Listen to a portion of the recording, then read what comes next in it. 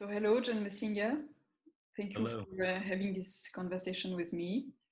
You are a conceptual artist, photographer, and educator based between New York and Los Angeles. And you are from New York, you told me, right? Yes, I grew up in New York, but I've been in Los Angeles for about 3 years now. Mm-hmm. Yeah. And you are represented by Gallery Atlas, and we have the chance to see some of your works as part of the booth in our virtual edition of Photo Basel, and also included in our special exhibition Beyond the Cosmos. Wonderful. So you actually your works are made of a series of Polaroids that you combine and assemble to form Yes. one final image. Can you tell me how you proceed? Yeah. I think knowing about how those works are made is a kind of important part of the process. So what I'm actually doing is I'm taking a Polaroid land camera. Um, it's the kind with the bellows and the kind that you pull the film out of the side and then you wait several minutes before peeling it open. And the film that I'm using is made by Fujifilm. It's called FP100C. They no longer make that film. They've discontinued that film. But I was very fortunate enough to be working with Fujifilm on a few commissions for their private collection, and it was at that time that they announced that they were no longer making the film that I work with, and so they were kind enough to gift me the remaining supply of FP100C. So I have the Have enough great. of them. Sorry, you have enough of them for the next year? Yeah, I have enough for a few years. It's a great kind of interesting pressure and responsibility to be given the last of, what is amongst photographers considered to be one of the most beautiful films ever made. The output, the color, the shine, the gloss of what that camera with that film is capable of is actually quite astounding. Um, and so to have a storage unit, a temperature controlled storage unit filled with this film is an interesting responsibility. But the way that I make the work, I guess it's best to just start at the beginning. My background was as a documentary photographer and an editorial photographer. And then it was while I was receiving my education in photojournalism that the digital age came to be. And it was like overnight, this thing that I had dreamed about since I was a boy, my first love, really. It all shifted and changed really dramatically and really quickly. At my program at university, I had Pulitzer Prize winning photographers coming to my program like they'd seen a ghost, saying, run in the opposite direction. And it was kind of my first heartbreak in a sense. And so I started looking more because I noticed how the power of the image shifted, the role of the image shifted with the ubiquity of images, with the overwhelming flow of photographs. um, I started thinking more about the nature of the photograph and what the nature of the photograph is now in the 21st century, and how you could make the argument that it's caught mathematics and music as the most kind of globally spoken language, um, like it doesn't take much more than opening up Instagram to see what I mean by that. And I think it's had dramatic effects on the way that we perceive ourselves and the way that we perceive reality. And I think it's had a dramatic effect on consciousness and in turn self-consciousness.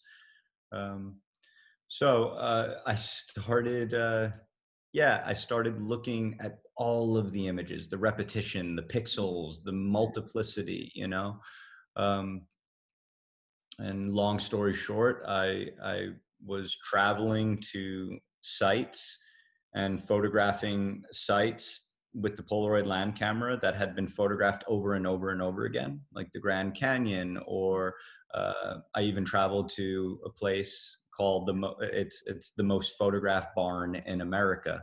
It's in Vermont, and people go there to take pictures of the most photographed barn in America. And so I started traveling to these sites and taking picture after picture after picture after picture, because I was curious as to what happens to a place, or what happens to an idea, or what happens to a thing when we shoot it over and over and over again from every angle. And then what happened is I traveled home and I got a gallery who was interested in them, and I started making these big handmade grids out of all of these Polaroids. But I realized that I was kind of doing the same thing that I was critiquing. I was just going to another place. I was taking a lot of pictures of it. And then I was bringing it back to another location and saying, this is that place. And it just, something felt wrong there. Something didn't feel fully realized with the idea. And then Robert Wilson at the Watermill Center gave me a residency, which was a surprise and rare, because it's not usually for traditional visual artists.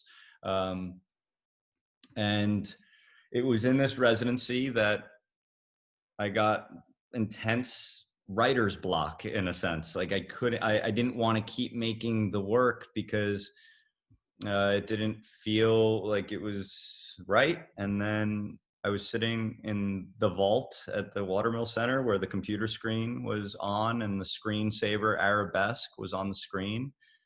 And it was just one of those moments where I was like, oh, that's a pretty color. And I turned up the brightness of the screen, and I was sitting in this dark room by myself, feeling very lonely. And I just took a photograph of the screen with the Polaroid land camera.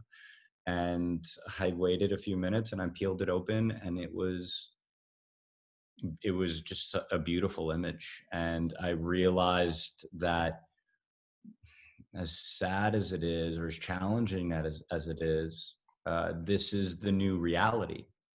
This is the new nature. This is the new way that we connect. This is the new way that we explore. This is the new way that we express ourselves. And so I just started photographing the screen over and over and over again. So what my process has become is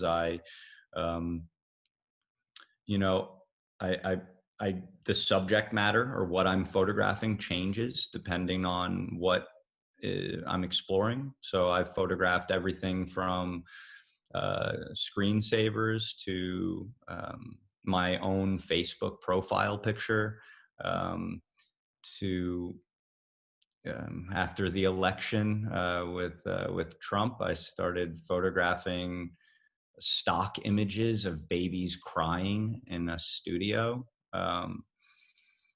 So I, in a sense, I'm an analog photographer. I'm a traditionalist. I'm a Luddite. And the shift into the digital age, I resisted it, and I still am confused by it. But I think this work was my way of exploring that, of, in a sense, still being in a dark room, mm-hmm. right?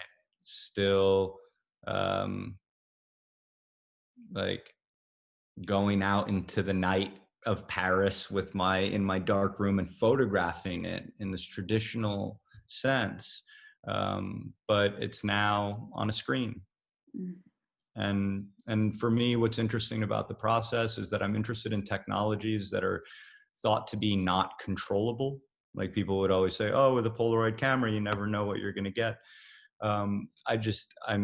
I take a lot of notes. And so for me, knowing what the temperature in the room is, what the moisture levels are, how far I am from the screen, how bright the screen is,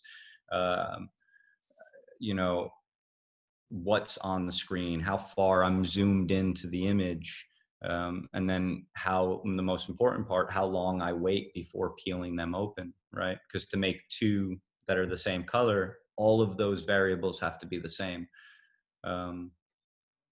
So.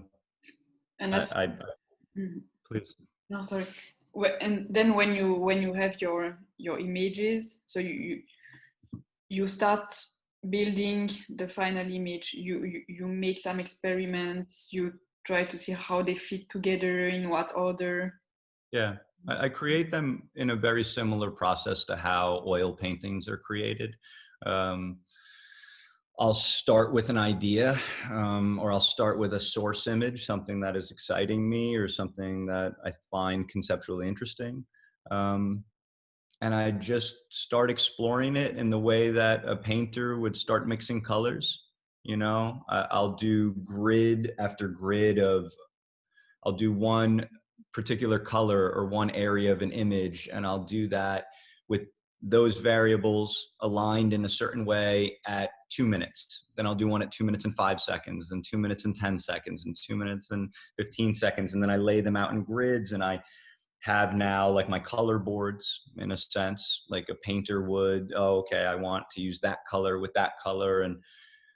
And then, you know, as how they're composed, the compositions evolve as I'm making it, as it would with a painter, you know, because the interesting thing about this work is you see it and it's not clear how much complexity goes into making it, right? Because if one image surrounded by 9 images is slightly a different color, it has a really dramatic effect, right?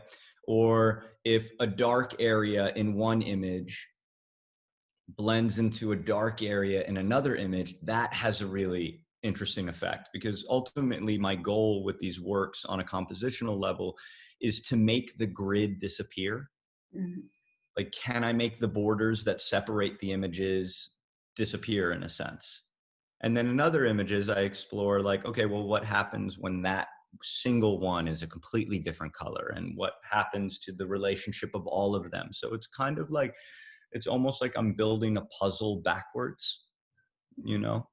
Um, And the element of distance then enter into play. exactly. So they change depending on how close. Clearly, I'm influenced by minimalism. You know, the minimalists were responding to the abstract expressionists. They were saying, Jackson Pollock, that's wonderful and that's beautiful, but like, that's not what it's about on a philosophical level.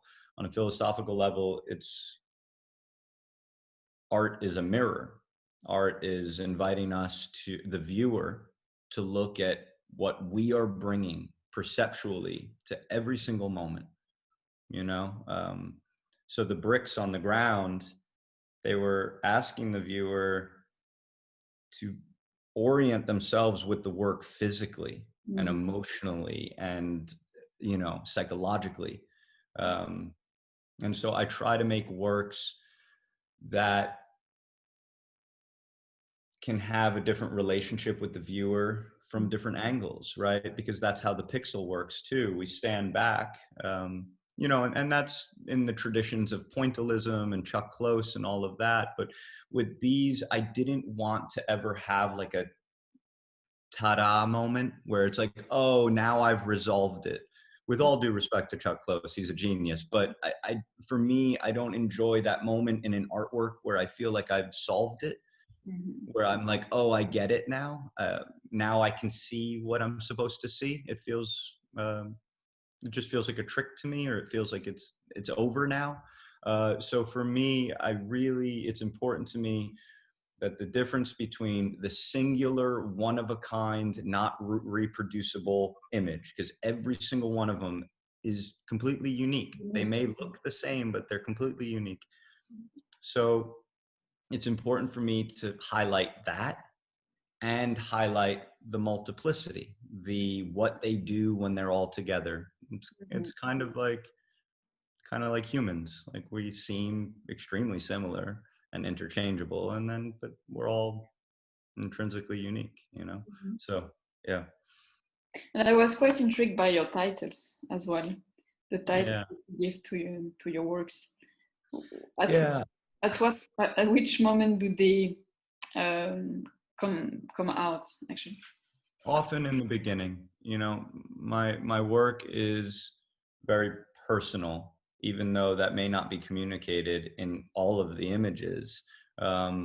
it's very much like what I'm working through in my life at that moment, or what's going on in the world, or what I'm exploring on a personal level. And so often the titles will actually come at the beginning, um, because it's my way of, I almost think of each of these works as like little short stories. And so I think at the beginning, I have an idea of what this short story is about, like the theme, if you will, right? Like you look at my works immediately after the election, and they're uh, they're very different than my other works when I was maybe exploring meditation for the first time, or so. I think I title them as a way of exploring that these works are both minimalist in their property, that they're for the viewer, but the titles are almost like my signature as a way of and I try to keep them open-ended, and I try to keep them so the viewer can still interpret how he or she may wish to interpret it. Um, but I guess it's my way of signing it. No, I think you leave us a lot of space actually with the titles, but with the images as well. And I think this grid, the fact that there's some white, give us some space as well to breathe in between. Yeah, I try to frame them in that way because I don't want the viewer to ever forget that it's an object. It's a physical object, right? That's an interesting moment of the digital age. We used to, in order to experience a photograph, had to print it. It had to, right? Any image is a two-dimensional collapsing of a three-dimensional space. But then for us to have experienced the image, we had to bring it back into the three dimension. We had to print it. We carried it in our wallets, or we put it in a frame, or we hung it on a wall. And so it had to return to our physical space. In the digital age, the amount of time that we spend in this collapsed two-dimensional image space is growing. And the amount of time that we spend in this physical reality where thing has gravity and things carry weight and is getting less and less. And so for me, it was interesting to make a not reproducible photographic object in the 21st century. Um, that forces us to return to the physical space. And so that's why they're in a shadow box, and that's why you can have the white around it, because I want it to bring us back to our physical bodies. Mm. And your grid is always the same among your works. The grid is always the same. Yeah. What would happen if you would suddenly put more white in between the Sure. polarities? Sure. So it was very it was very important to me to I think of the Lars von Trier's film The Five Obstructions. It was very important to me to keep the obstruction in the beginning of the work, that I was bound to the grid, because I think that's where often true exploration can occur, is when we are bound by a seeming limitation. It allows, I think, for an exploration of greater depth that maybe I wouldn't have been able to achieve over these years of working on these if I was able to collage them, or if I was able to, and honestly, any other physical orientation, it just didn't feel, it felt like I could maybe make it visually more striking, or it would make it, stand out more, or I could play with depth, is something that I thought about a lot, is like layering them. Um, but I thought that that wasn't this work. And I think sometimes as makers, we need to follow that meter in the brain or in the heart or wherever it is that says, yes, like this is how it's supposed to be. This is what it is. And so anytime that I had a dream about layering them or making them collaging, I felt that I was entering a space of like cubism, and that's just not where the interest in the work lies. Mhm. Uh, I think it would lose the original idea if I were to change the expression of them. Yeah, and you create actually a tension between something that is extremely controlled, because the grid frames and controls the whole, and at the same time there is a lot of potentialities in each image, and each Polaroid opens on a huge world. So I think this tension is quite interesting, actually. I agree. Thank you. I agree. That for me is what is so wonderful about archives. I think archives, the repetition, right? Whether we're talking about the Beckers or we're talking about August Sanders, to photograph something the same way over and over and over again, to keep the framework the same, I think it allows us to experience what's different in a kind of more moving way. And so, yeah, I tried to, and I think that it's the same with anything that we do in our lives, or meditation, or if you repeat it enough over time, then you start to see the spaces in between, you know. So, John Messenger, thank you very much for having this conversation and sharing about your thoughts, your work, Thank you. and your various approaches. And we're looking forward to seeing again your work in Photo Basel Virtual Edition Thank in you so Basel. much. Thank you. It's been a pleasure.